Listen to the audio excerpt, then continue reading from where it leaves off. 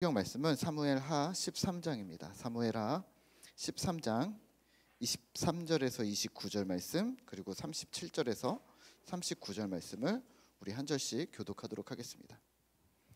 사무엘하 13장 37절에서 23절에서 29절, 37절에서 39절을 한 절씩 교독하도록 하겠습니다. 구약성경 483페이지입니다. 13장 23절입니다. 제가 먼저 읽고 여러분들이 한 절을 교독하도록 하겠습니다. 만 2년 후에 에브라임 곁 바알 하솔에서 압살롬이 양털 깎는 일이 있음에 압살롬이 왕의 모든 아들을 청하고, 이제 종에게 양털 깎는 일이 있사오니 청하건대 왕은 신하들을 데리시고 당신의 종과 함께 가사이다 하니, 왕이 압살롬에게 이르되 아니라 내 아들아, 이제 우리가 다 갈 것 없다. 내게 누를 끼칠까 하노라 하니라. 압살롬이 그에게 간청하였으나 그가 가지 아니하고 그에게 복을 비는지라. 압살롬이 이르되 그렇게 하지 아니하시려거든 청하건대 내 형 암논이 우리와 함께 가게 하옵소서. 왕이 그에게 이르되 그가 너와 함께 갈 것이 무엇이냐 하되, 압살롬이 간청하매 왕이 암논과 왕의 모든 아들을 그와 함께 그에게 보내니라. 압살롬이 이미 그의 종들에게 명령하여 이르기를 너희는 이제 암논의 마음이 술로 즐거워할 때를 자세히 보다가 내가 너희에게 암논을 치라 하거든 그를 죽이라. 두려워하지 말라. 내가 너희에게 명령한 것이 아니냐. 너희는 담대히 용기를 내라 한지라. 함께 읽겠습니다. 압살롬의 종들이 압살롬의 명령대로 암논에게 행하매 왕의 모든 아들들이 일어나 각기 노새를 타고 도망하니라. 37절을 읽겠습니다. 압살롬은 도망하여 그술왕 암미울의 아들 달메에게 갔고 다윗은 날마다 그의 아들로 말미암아 슬퍼하니라. 압살롬이 도망하여 그술로 가서 거기에서 산지 3년이라. 함께 읽겠습니다. 다윗 왕의 마음이 압살롬을 향하여 간절하니 암논은 이미 죽었으므로 왕이 위로를 받았음이더라. 아멘. 오늘 수요 예배에 나오신 우리 성도님들을 환영하고 축복합니다. 우리 옆 사람과 인사하실까요? 잘 오셨습니다. 오늘도 주님의 은혜가 있기를 소망합니다. 네, 그래요. 네, 자, 평화 인사할까요? 네, 네, 자, 네, 오늘도 우리에게 하나님께서 말씀해주시고 또 은혜 내려주실 줄 믿습니다. 어렸을 적에 읽었던 이야기인데요, 다들 아시는 내용입니다. 네, 어느 거울에 어머니와 아들이 사르고 있었습니다. 근데 아들이 소를 훔치다가 이제 잡혀왔습니다. 그래서 아들을 잡아서 왜 이렇게 했니? 라고 이야기를 했더니 이렇게 얘기합니다. 어렸을 적에 옆집에서 놀다가 우연히 바늘을 집어왔는데 어머니께 꾸중을 들을 줄 알았는데 어머니가 괜찮다고 하셨답니다. 그리고 그 후에는 감자를 가져왔는데 정말 또 크게 혼날 줄 알았는데 아무 일이 안 일어났다는 겁니다. 진짜 그 후로는 앞집에서 수박도 가져오고 뒷집에서는 닭도 훔쳐오고 이것저것 하나씩 가져오기 시작했고 이제는 소를 훔치다가 잡혔다는 겁니다. 아들이 잡혀왔다는 소식을 듣고 어머니가 이렇게 얘기합니다. 아이고 이놈아, 내가 너를 이렇게 안 키웠다 그랬습니다. 그랬더니 아들이 이렇게 대답을 합니다. 저를 이렇게 키운 게 어머니예요. 바늘을 훔쳐왔을 때 한 번만 꾸중을 들었다면 제가 지금 소도둑이 되어 있진 않을 겁니다. 이게 우리가 바늘 도둑이 소도둑 된다는 이야기라고 우리가 잘 알고 있는데요, 어찌됐건 오늘 우리가 함께 생각할 주제는 바른 것을 말하는가입니다.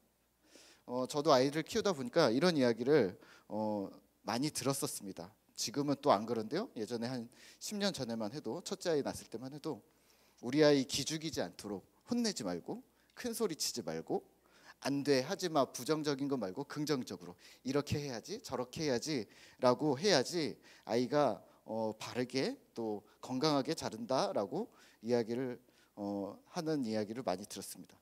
문제는 뭐냐면 그러다가 바른 소리, 바른 훈육도 혹시 하지 않게 될까 봐 좀 어려움이 있는 것이죠. 어디 가정에서 뿐인가요? 교회에서, 또 직장에서, 또 우리가 속한 여러 모임들, 공동체 속에서 누구에게 싫은 소리 하는 것, 또 바른 소리 하는 것에 대해서 우리는 이렇게 이야기합니다. 성격이 괴팍하다, 특이하다, 저 사람 왜 그러냐, 왜 아무런 문제 없는데 분란을 일으키냐라고 이렇게 이야기를 합니다. 여러분들은 어떤 사람인가요? 바른 소리하고 쓴 소리 하는 사람입니까?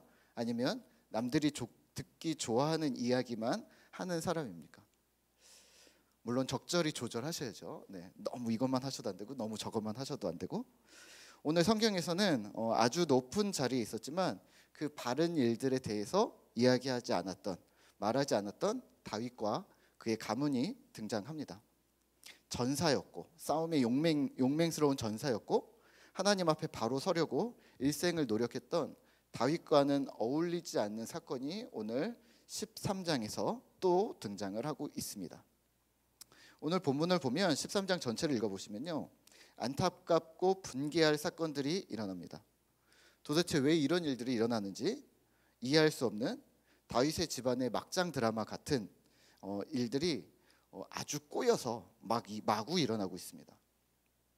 더 불편한 것은 무엇이냐면 이 충격적인 사건이 성경에 기록되어져 있다는 거죠. 그러니까 수많은 사람들이 읽게 만들었다는 겁니다.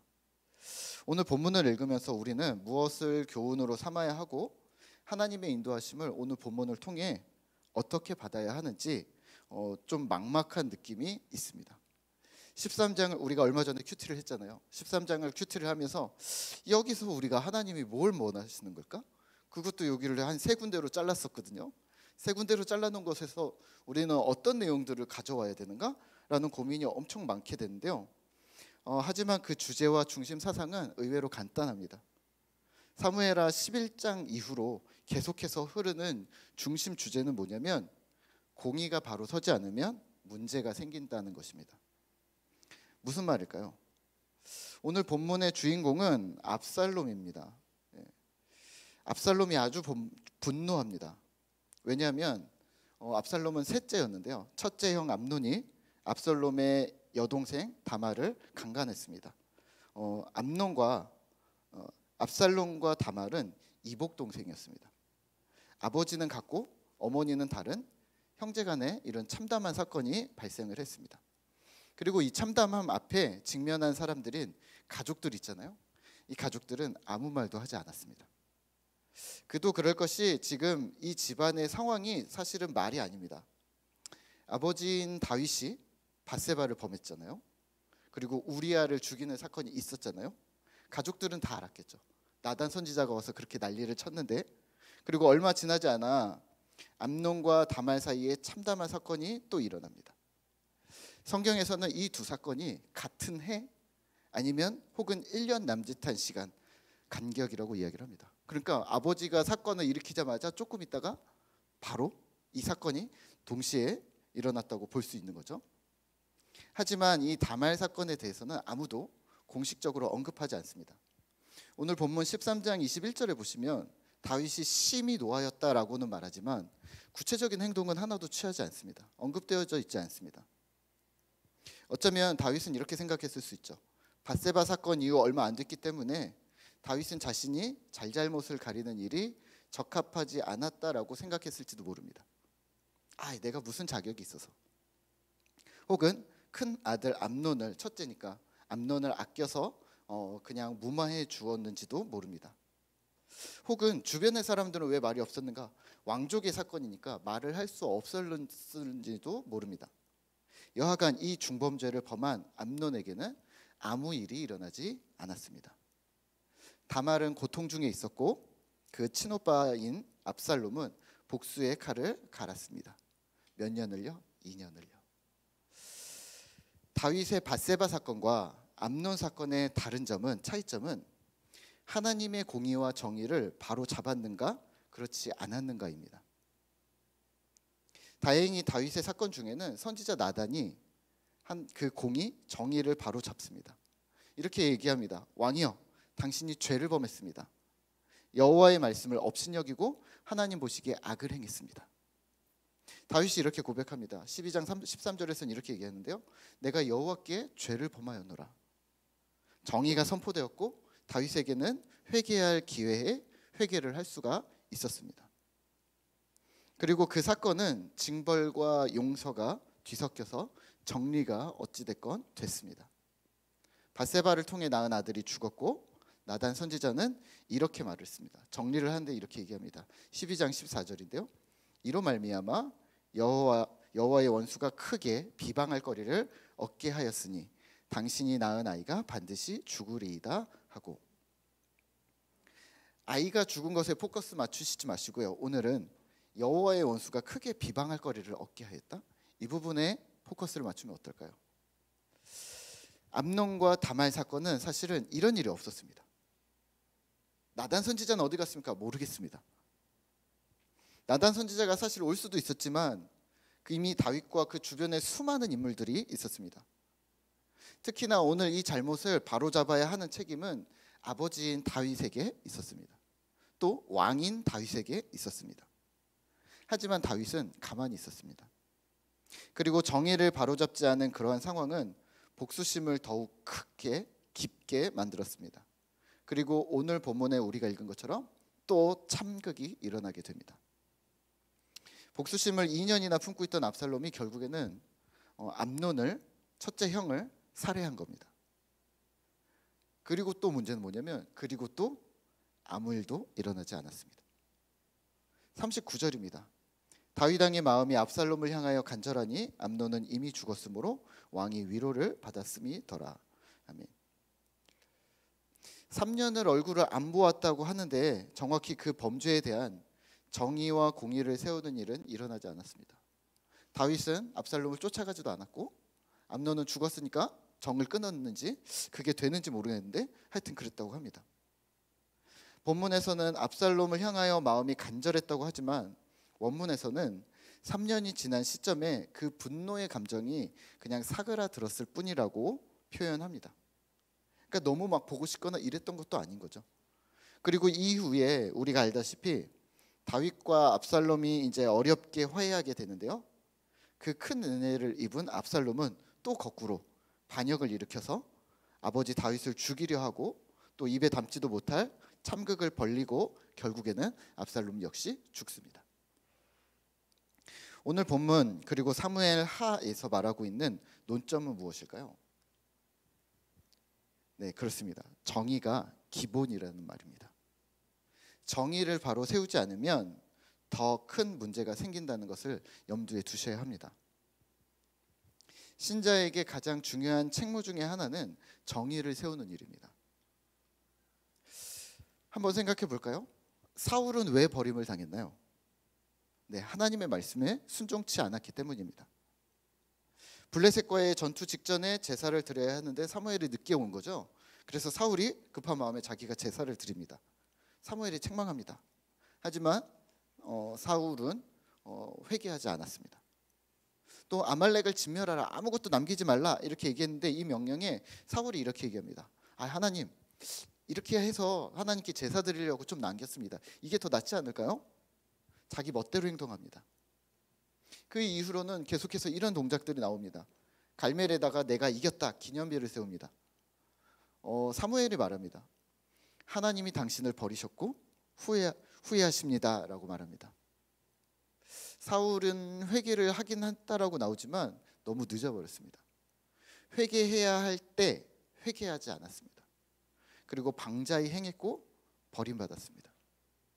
다윗은요, 밧세바 사건이 있자 하나님께서 나단 선지자를 통해서 지적하셨습니다. 내가 어찌하여 여호와의 말씀을 업신여기고 나보기에 악을 행하느냐. 다윗이 이렇게 얘기합니다. 내가 죄를 범하였노라. 회개할 기회가 주어졌고 제때 회개했습니다.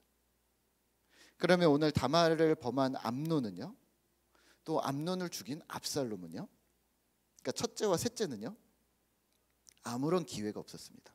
회개할 기회가 없었습니다. 사울은 회개할 기회가 있었는데 자신이 거부했습니다. 다윗은 회개할 기회에 회개하고 하나님 앞에 바로 섰습니다. 하지만 암논과 압살롬 이들은 기회조차 없었습니다. 말하는 이가 없었다는 거죠. 공의가 무엇인지 정의가 무엇인지 아무도 이들에게 말하지 않았다는 거죠. 스스로는 알고 있었겠죠. 바르지 않은 거라는 걸 말이죠. 하지만 누군가 이야기를 조금 정확하게 해 주었어야 합니다. 특히나 다윗은 아버지로서 또 왕으로서 그러면 안 되는 거였습니다. 다윗이 아주 뛰어난 인물인 것은 맞습니다. 잘한 것과 잘해내지 못한 것을 하지만 우리는 평가하셔야 합니다. 하나는 신앙인으로서는 개인적인 삶을 아주 잘했습니다. 다윗은 평생 하나님 앞에 서려고 노력했었고 실제로 하나님의 말씀 앞에 말씀대로 살았던 사람입니다. 언제든지 하나님의 말씀이 최우선이었습니다. 우리가 본받아야 할 인물임에는 틀림없습니다. 하지만 다른 하나는 다윗이 잘 해내지 못한 것이 있습니다. 개인적인 삶에는 최선을 다했지만 공동체를 공의로 세우는 일, 공의와 정의로 공동체를 바르게 하는 일에는 어려움이 있었던 거죠. 특히나 가족 공동체에는 그렇게 하지 못했습니다. 잘못된 것을, 바르지 않은 일들을 말하지 않았습니다. 우리는 흔히 이렇게 얘기합니다. 목사님, 제가 회사에서 조금만 높은 자리에 있었으면, 혹은 집에서 제가 아빠였다면, 또는 내가 어떤 사회적인 위치에서 내가 나이가 조금만 더 있었다면 제가 말했을 겁니다. 제가 더 지위가 있었다면, 나에게 조금만 더 힘이 있었다면 그런 불의를 저는 참지 않았을 겁니다 라고 말합니다. 하지만 오늘 성경에서 다윗은 지위가 있었음에도, 다윗이 이스라엘 최고의 권위자 왕이었어도 말하지 않았습니다. 불편해지는 게 싫었던 것일 수도 있습니다. 혹은 나도 제대로 못했는데 얼마 전에 그래놓고 내가 무슨 말을 할 말이 있겠어, 나도 부끄러운데, 이랬을 수도 있습니다. 여하튼 바른 것을 말하지 않았습니다. 지위가 높아졌다고, 상황이 나아졌다고 그동안 말하지 않았던 것을 말할 수 있게 되는 것은 아니라는 말입니다. 제가 몇 년 전까지 결심하고 있었던 실수가 있었습니다. 뭐냐면 이렇게 생각했습니다. 내가 지킬 수 없는 건 설교하지 말자. 말씀 중에 내가 지키고 있는 것만 우선은 설교를 하고, 그래서 우선 따라오게 하고, 못 지키는 거는 따라오는 중에 내가 빨리 개선을 해서 다 지키자. 근데 지키지도 못하고 말하는 것은 이것은 위선이다. 그래서 설교를 하는데요, 1년이 지나고 5년이 지나고 그러면서 어떻게 됐을까요? 잘한 게 아니라 점점 설교할 거리가 줄어드는 거예요. 이 주제가 이게 믿음, 이게 엊그저께 내가 믿음을, 남들은 모르지만 나는 한번 실패했는데 큰일 났네. 그러면 오늘 내 양심의 가책이 있으니, 왜냐하면 성도님들은 모르지만 하나님은 날 아니까, 그러면 믿음은 우선 건너뛰고, 자 그러면 복음 뭐 이렇게 넘어가자. 또 전도 뭐 이러면 내가 전도를 또 나보다 잘하는 집사님들이 있는데 그러면 또 전도 그럼 건너뛰고 그 다음 걸로 넘어가, 뭐 이런 식으로 넘어갔다면, 이것 뛰고 건너뛰고 저거 건너뛰고 막 하다 보니까 교만했구나. 하나님 말씀을 어떻게 내가 다 지킨 것만 전달할 수 있을까? 지금은요. 저도 잘 못하지만 말합니다. 강단에 서서 성도들에게 선포할 뿐만 아니라 내 자신에게 설교합니다. 문목사, 저한테 설교하는 거죠. 문목사, 너부터 잘해야 돼. 네가 비록 지금 못하고 있어도 지금 너의 설교를 네가 듣고 하나님 음성이라 듣고 네가 지금 결심해야 돼. 결단해야 돼. 우리가 비록 못하고 있어도 우리도 말해야 합니다. 제대로 행동하지 못하고 있어도 그래도 말해야 합니다. 대신 사랑으로 말해야 합니다. 그렇다고 지키지도 못하는 걸 말만 하면 됩니까? 이렇게 하셔야 합니다. 내가 죄인임을 기억하면서 부단히 노력하면서 이야기하시면 됩니다. 간혹 이런 사람이 있습니다. 성경을 누가 다 지켜? 다 못 지켜. 그러니까 그냥 우선 말해.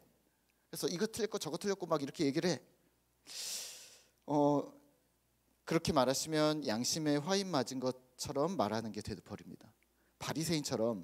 바리새인들이 그러다가 버림당했습니다. 자신들은 노력도 안 하면서 지키지도 않으면서 말만 하다가 그렇게 되었습니다. 이렇게 생각해 주시고 이렇게 말하시면 어떨까요? 연약한 모습을 그대로 나 자신을 인정하면서, 집사님 안 그래도 저도 이것 때문에 회개하고 있습니다. 말을 하는 저도 참 쉽지가 않습니다. 우리 같이 힘을 내죠. 이런 식으로 하면 어떨까요? 이렇게 스스로 말하면서 공동체를 세워가고, 그렇게 말한 내가 다시 한번 내 삶과 믿음을 잡아내는 것이죠. 하나님의 공의는 그렇게 하나씩 세워가는 것입니다. 오늘날 우리는 공동체 안에서 흔히 좋은 게 좋은 것이다라고 말을 합니다. 그리고 되도록이면 아무도 상처받지 않고 어떤 문제가 해결되기를 바라고 있습니다. 그리고 좋게 해결하면 문제가 없다고 생각합니다. 좋게 해결하는 게 정말 문제가 없을까요? 이것이 교회 안에서 신자들 사이에서 일반화되어져 있는 해결법인데요. 누군가 상처를 받지 않는 것은 좋은 방법이면 맞습니다. 하지만 항상 맞는 방법, 항상 옳은 방법은 아닙니다. 왜냐하면 오늘 본문과 같이 정의가 바로 세워지지 않은 곳에서 분명히 문제가 터지기 때문입니다. 암논이 다말을 범했을 때 아무도 언급하지 않으니까 잘 지나갔다고 생각했을 수 있습니다. 2년이나 지났는데 압살롬이 암논을 좀 보내주십시오. 그랬더니 다윗이 왜 굳이 가야 돼? 그래 알았어 가라고 할게. 왜 그 생각을 모든 게 끝났다고 이미 다 덮어졌다고 생각을 했는지 모르겠습니다. 다윗도 범죄한 암논도 서로 눈치 보면서 그냥 넘어가자, 아니야 넘어갔을 거야 라고 믿고 싶었을 수도 있습니다. 우리도 이런 거죠. 집사님이 상처받으실까 봐, 혹은 공적인 잘못이나 범죄가 있어도 덮는 것이 좋겠다라고 생각합니다. 권사님이나 장로님이나 목사님이 범죄하였다면 그래도 덮어주는 것이 우리가 해야 할 일이라고 우리는 생각합니다. 하지만 공의는 그렇게 세우는 것이 아닙니다. 또 공동체도 그렇게 세우는 것이 아닙니다. 덮어줌으로써, 언급하지 않음으로써 공동체가 세워진다고 생각하시면 그건 오산입니다. 그러면 다 공격해야 됩니까? 아니요. 기억하셔야 할 것은 실수와 범죄는 다른 것입니다. 컵에 있는 물을 쏟은 건 실수입니다. 걷다가 넘어진 건 실수입니다. 하지만 다윗이 밧세바를 범한 건, 또 암논이 다말을 범한 것은, 또 압살롬이 복수심을 품고 암논을 죽인 것은 실수가 아닌 범죄입니다. 실수는 여러 번 덮을 수 있습니다. 아이들이 넘어졌는데 왜 넘어졌냐고 그걸 혼을 내겠어요? 범죄는, 실수와 범죄는 다른 것입니다. 제 눈에 뭐가 씌었었나 봐요. 욱해서 실수했었어요. 그래도 범죄입니다. 이 범죄에 대하여 하나님은 이렇게 말씀하십니다. 12장 9절입니다. 어찌하여 내가 여호와의 말씀을 업신여기고 나 보기에 악을 행하였느냐. 범죄는 하나님의 말씀을 업신여기고 하나님을 거스르는 일입니다. 범죄는 내가 더 이상 하나님의 자녀가 아니라는 반역 행위입니다. 이 부분은 덮어주는 것으로 해결되지 않습니다. 만약에 암논이 다말을 범했을 때 다윗이 암논과 다말을 불러놓고 공개적으로 벌을 내리고 율법에 합당한 대가를 치렀다면, 그래서 해결되었다면 압살롬 사건이 또 일어났을까요? 압살롬이 암논을 죽였을 때 또 공개적인 징벌을 가하고 회개할 기회를 주고 대가를 치렀다면 압살롬이 그 다음에 벌였던 살육과 반역과 악함들이 일어났을까요? 묵인하고 덮고 지나갔을 때 당사자였던 다말과 압살롬이 분노를 품었던 것이죠. 원한이 깊어진 그들은 불법적인 방법으로 원한을 해결했던 겁니다. 이러한 사건은 다윗에게도 이스라엘 민족에게도 큰 손실이었고, 물론 하나님께도 큰 손해였습니다. 공의를 바로잡을 기회, 회개할 기회를 얻지 못했던 하나님의 백성들에게 비극적인 사건들이 일어났던 것이죠. 오늘 본문을 통해서 우리가 그러면 기억해야 할 것은, 이 참담한 사건들 앞에서 기억하셔야 할 것은 분노를 참아라가 아닙니다. 무조건 용서하는 것이 하나님의 뜻이다라고 가르치면 아니 되는 것이죠.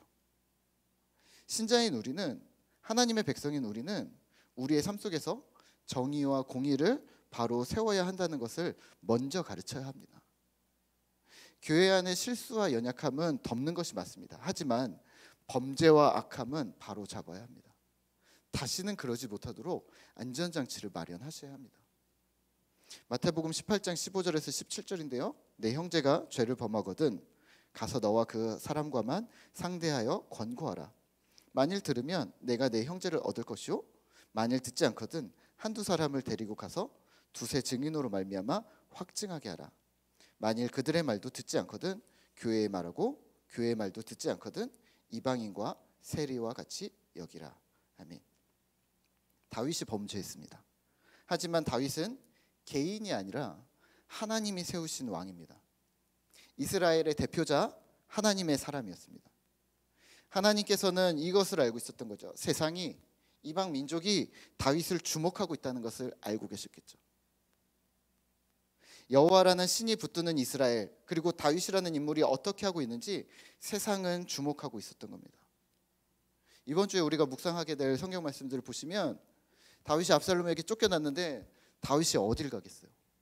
우리가 11장 전에 다윗이 통일 왕국을 이루면서 조공도 받고 다 이기고 다 공격해갖고 이제 우뚝 섰는데, 지금 다윗이 쫓겨났는데 어느 나라로 도망을 가겠어요? 갈 데가 없는 겁니다. 싸우기도 그렇고 도망갈 나라도, 망명할 나라도 없고, 그래서 계속 광야를 전전긍긍합니다. 왜냐하면 다른 나라들이 다윗을 보고 있다는 것을 다윗도 알았거든요. 이 사건 이후로는. 하나님께서는 그래서 범죄함을 덮지 않으셨던 겁니다. 그 범죄함을 들춰내시고 용서하셨다고 말씀하십니다. 12장 13절입니다.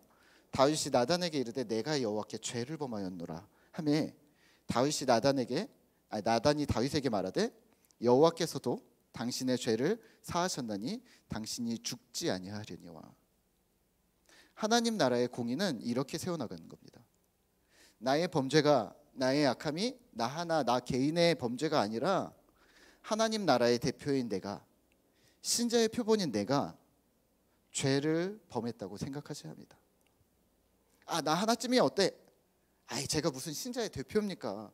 내가 목사도 아니고 집사인데 나는 뭐 요 정도 죄는 괜찮지 않을까요? 그렇게 생각하지 말으셔야 합니다.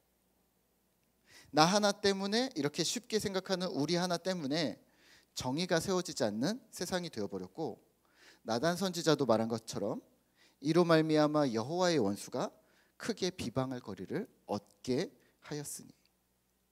여호와의 원수가 나 문역의 잘못으로, 나 문역의 원수가 문역을 욕한 것으로 끝난 것이 아니라 나 문역 때문에 하나님을 대적하는 모든 무리들이 하나님을 비방할 거리를 얻게 되었다는 겁니다.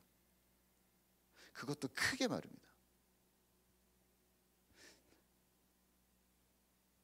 우리의 범죄 때문에, 우리의 악함 때문에 하나님을 욕할 거리가 생겼습니다. 우리의 약함과 우리의 실수 때문에 교회를 욕할 구실이 하나 더 생겼습니다. 세상이 말입니다. 우리 모두가 마찬가지입니다.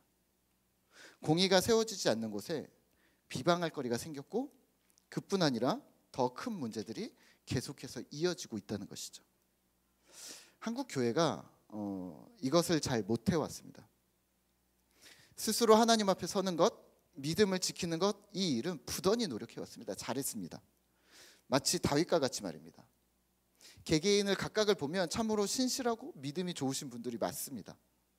하지만 공의를 세우는 일, 합쳐놓으면 뭔가 될 줄 알았는데 공의를 세우는 일, 이 땅 가운데 하나님의 정의를 세우는 일, 바른 것을 실천해서 하나님의 나라를 세우는 일에 있어서는 우리 모두가 소홀했습니다. 다윗처럼 내 코가 석자였다고 말했을 수도 있습니다. 또 교만했던 저처럼 나도 잘 못하는데 누구한테 말을 해? 라고 이렇게 생각했을지도 모릅니다. 하지만 공의는 바른 것을 말하는 겁니다. 장동민 교수님의 쓰신 책에서는 이렇게 얘기를 하는데요. 성경의 구약에 나오는 공의라는 단어는 다 정의로 바꿔야 됩니다. 신약에 나오는 의라는 단어는 이 단어 역시 다 정의로 바꿔야 합니다. 그러니까 하나님의 공의가 아니라 하나님의 정의, 정의의 사람. 의인이냐 죄인이냐가 아니라 정의의 사람이냐 죄인이냐, 이렇게 물어야 한다는 거죠. 왜냐하면 나한테만 죄가 없으면 돼, 나만 깨끗하면 돼 라는 의라는 단어를 우리한테 적용시켰기 때문에 그것이 문제라는 거죠. 바른 것을 행하지 않아서, 바른 것을 드러내지 않아서 불의한 것이 판치는 세상이 되도록 만들면 안 되는 것입니다. 그게 신자의 약함입니다. 정의는, 공의는 하나님의 생각을 말하는 겁니다. 이 사건에 대한 하나님의 의견을 듣고 당시 당사자들로 하여금 회개할 기회를 얻게 하는 것입니다. 하나님이 뭘 하시는데 회개해야 되죠. 이렇게 결론이 나와야 된다는 겁니다. 목사님, 예수님께서도 세상이 악해져 간다고 말하지 않으셨습니까? 네, 세상이 악해져 가는데 왜 신자들이 그 악함을 보태느냐 말입니다. 그러면 이렇게 질문하실 수 있죠. 목사님, 나 하나로 세상이 바뀝니까? 비관적이고 부정적인 계산들을 미리 하지 마시죠. 결과는 하나님께서 만드실 겁니다. 신자는 우선 명령에 순종하면 됩니다. 군인이 전쟁에 나갔습니다. 돌격 앞으로 그랬는데 이렇게 묻는 거죠. 저기 대장님, 우리가 질 것 같은데 우리 나가야 되는 건가요? 아니요, 이기건 지건 그건 우리가 결정할 일이 아니라는 겁니다. 우리는 다윗보다는 한 걸음 더 나아가셔야 합니다. 이제는 말입니다. 이 시대를 살아가는 내가 하나님의 대사라는 생각으로 살아가셔야 합니다. 우리의 이웃이, 우리의 직장이, 우리의 가족이 하나님이 나를 주목하고 있다는 사실을 기억하셔야 합니다. 지금 이 자리에서 우리가 할 일은 공의와 정의를 말하고 실천해 나가는 일입니다. 두 가지 질문을 하시겠죠. 첫 번째는 그러면 공의를 어떻게 실천합니까? 내가 정의를 어떻게 실천합니까? 죄와 악에 대해서는 용기를 내셔야죠. 내적인 의죠, 힘을 내셔야 합니다. 세상을 거스르는 중차대한 일이기 때문입니다. 우리 안에서 그 일들을 부단히 싸워내셔야 합니다. 근데 그걸로 끝나지 않습니다. 악해져가는 세상이라고 해서 그 악함에 신자가 악함을 더 보태실 필요는 없습니다. 그럼 이제 눈을 들으셔야죠. 우리의 가정, 내 식구들에게만 맞추어져 있던 눈을 들어서 주변을 둘러봐 주십시오. 주변의 불합리한 것들, 공평하지 않은 일들, 긍휼에 관심을 가지시면 됩니다. 노숙자, 다문화 가족, 장애인, 독거 어르신, 아이들, 청소년들, 우리 눈에 띄는 사각지대에 여러분들의 관심을 쏟아부으십시오. 이것도 하나님의 정의, 공의를 실현해 나가는 일들입니다. 이렇게 생각할 수 있죠. 우리 교회 입장에서는 이럴 수 있죠. 그게 무슨 정의와 공의입니까? 그냥 사랑을 베풀라, 불쌍한 사람들 도와주는 어떤 구제 아닙니까? 구제라고요? 혹시 약자와 소외된 자들이 기도하는 음성을 들어보신 적 있으세요? 어떻게 기도하는지 아세요? 우리가 힘들 때 기도하시는 건 똑같습니다. 우리가 힘들 때 어떻게 기도합니까? 하나님, 세상이 왜 이렇게 불공평합니까? 아니, 하나님도 왜 이렇게 불공평합니까? 저는 하나님을 이해할 수 없습니다. 이 사람들은 나에게 닥친 어려움을 말하는 게 아니라 세상의 불공평, 하나님의 불공평, 교회의 불공평을 이야기를 합니다. 기도하면서 말입니다. 하나님의 정의, 하나님의 공의는 어디 있습니까? 라고 탄식합니다. 우리는 구제하는 일, 도와주는 일, 불쌍한 사람을 긍휼을 베푸는 일이라고 생각하지만 약자인 이들에게는 이 불공평한 세상에 하나님의 공의와 하나님의 정의가 보이지 않는다고 기도합니다. 그러면 거꾸로 우리의 헌신과 섬김과 우리의 수고는 이들에게는 하나님의 공의로 인식될 것입니다. 두 번째는요, 목사님, 그러면 우리가 지금 여지껏 아무것도 안 했는데 그래도 크게 문제가 생기진 않던데요? 또는 아무리 해도 사실은 티가 안 나던데요? 라고 얘기하실 수 있는데, 이 부분은 섣불리 판단하시지 마시고 기다리셔야 합니다. 갈라디아서 6장 9절입니다. 우리가 선을 행하되 낙심하지 말지니 포기하지 아니하면 때가 이름에 거두리라. 낙심하지 말고 포기하지 않으셔야 합니다. 고린도전서 15장 58절인데요. 제가 읽을게요. 그러므로 내 사랑하는 형제들아, 견고하며 흔들리지 말며 항상 주의 일에 힘쓰는 자들이 되라. 이는 너희 수고가 주 안에서 헛되지 않은 줄을 알미니라. 너희의 수고가 주 안에서 헛되지 않은 줄을 기억하셔야 합니다. 견고하며 흔들리지 않으며 주님을 바라보는 우리 꿈터교회 또 꿈터 성도님들 되시기를 기도합니다. 오늘 함께 우리 찬양하면서 기도할까요? 우리 피난처 되시는 예수, 우리 함께 찬양하겠습니다.